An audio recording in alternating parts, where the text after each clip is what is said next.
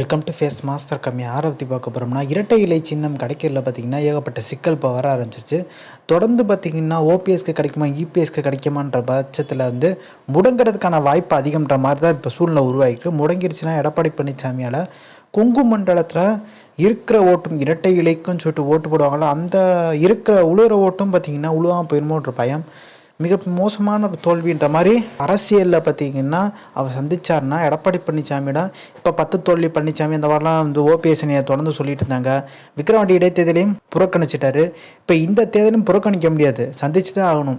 திருப்பி இதை புறக்கணிச்சாருன்னா என்ன சொல்லுவாங்க, 2026 சட்டமன்ற தேர்தலும் புறக்கணிச்சிருவாங்கன்ற ஒரு கேள்வி கேட்பாங்க. ஸோ எடப்பாடி பழனிசாமிக்கு பார்த்திங்கன்னா மிகப்பெரிய ட்விஸ்ட்டு பார்த்திங்கன்னா இந்த வர இடைத்தேர்தலில் இருக்குது. இது பிப்ரவரி மாதம் பார்த்திங்கன்னா இந்த இடைத்தேர்தல் நடக்கிறதுக்கான வாய்ப்பு இருக்குது.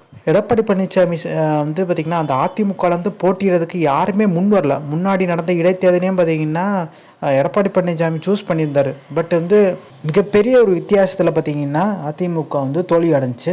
ஸோ ஒரு தோல்வினா பரவாயில்ல, தொடர்ந்து தோல்வின்றப்போ பார்த்திங்கன்னா தொண்டர்கள்லாம் கொஞ்சம் கோவத்தில் இருக்கதா சொல்கிறாங்க. இந்த கல ஆய்வில் கூட பார்த்திங்கன்னா தங்களோட கோவத்தை காமிச்சாங்க. ஆனால் நடவடிக்கை பார்த்திங்கன்னா யார் மேலேயும் எடப்பாடி பழனிசாமி எடுக்கலைன்ற மாதிரி கேள்வி இருக்குது. ஸோ இந்த இன்ஃபர்மேஷன் பிடிச்சா like share subscribe. Thanks for வாட்சிங் திஸ் வீடியோ.